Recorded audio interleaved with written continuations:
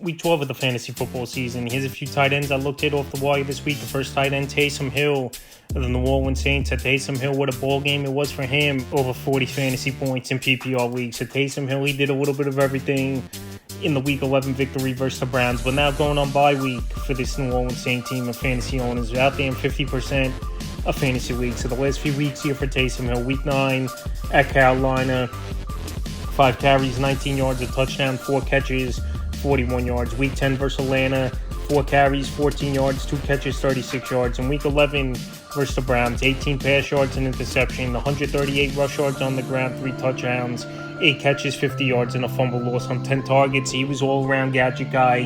He did a little bit of everything in that blowout victory versus the Cleveland Browns in Week 11. But like I said, they're going on bye week. Is Taysom Hill and the same team, and then they come back with the Rams at the Giants and the Commanders in the next 3 weeks to the fantasy playoffs. So Taysom Hill, we know he's a boom or bust. If he's not scoring touchdowns, the numbers haven't been there. But this was obviously the more well-rounded game we've seen Taysom Hill with the most snaps he's played and the most touches, and he put up monster points. So obviously with success they've seen from Taysom Hill in that ball game. And this same team now winning 2 in a row since they fired Dennis Allen. I think Hill's going to be a big part of the offense for the remainder of the season, and he's out there in 50% of fantasy leagues. Next tight end, Hunter Henry of the New England Patriots. So he's arguably the number one option in the passing game is Hunter Henry for this Patriot team. And pretty much week in and week out, he's going to get 10, 12 fantasy points in PPR leagues. Week 9 at Tennessee, 7 catches, 56 yards. Week 10 at the Bears, a catch, 14 yards. And Week 11 versus the Rams,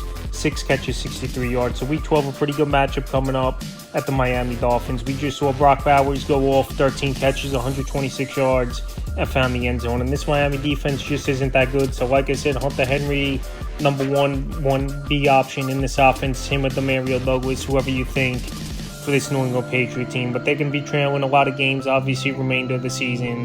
There's going to be a lot of garbage time, and there's going to be a lot of targets coming his way. Besides Demario Douglas and Henry, there's no one reliable in this offense. So Hunter Henry definitely a pickup off the wire this week. The next tight end, Zach Ertz of the Washington Commanders. So Zach Ertz has been a solid season in his first year for this Washington Commander team. Available in tons of fantasy leagues right now at 67%. So Zach Ertz, we know he's the number 2 target in the passing game, obviously, for this Commander team behind scary Terry McLaurin.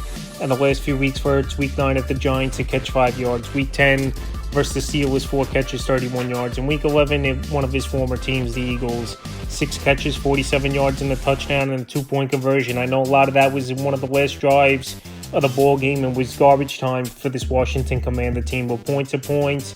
And like I said, Zach Ertz, I know he's up there in age, still a good IQ, good route runner, and the number 2 target in a passing game with a great quarterback like Jaden Daniels is good recipe for success, I believe. So with a good matchup versus a familiar foe in the Dallas Cowboys coming up in Week 12, he's definitely a tight end I would add off the wire this week. Next tight end, Will Disley of the Los Angeles Chargers. He's definitely had a big season this year with this Los Angeles Charger team after he was more of a blocking and a backup tight end for many seasons with the Seattle Seahawks. But the last few weeks, he's definitely stepping his game up and putting up numbers. Week 8 versus New Orleans, 5 catches, 41 yards, 7 targets. Week 9 at the Browns, 2 catches, 9 yards. Week 10 versus Tennessee Titans, 5 catches, 30 yards.